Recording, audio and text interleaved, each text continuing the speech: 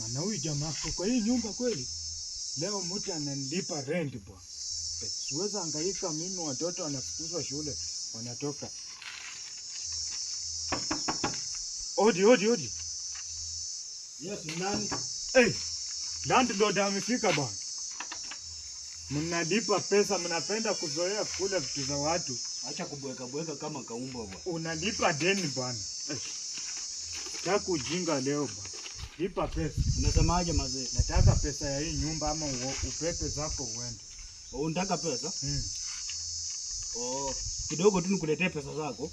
Angalia ni how much? Na kudai 12,000 kutoka mwezi wa 6 utalipa hii nyumba. Unaishi kwani wewe ndio ulijenga?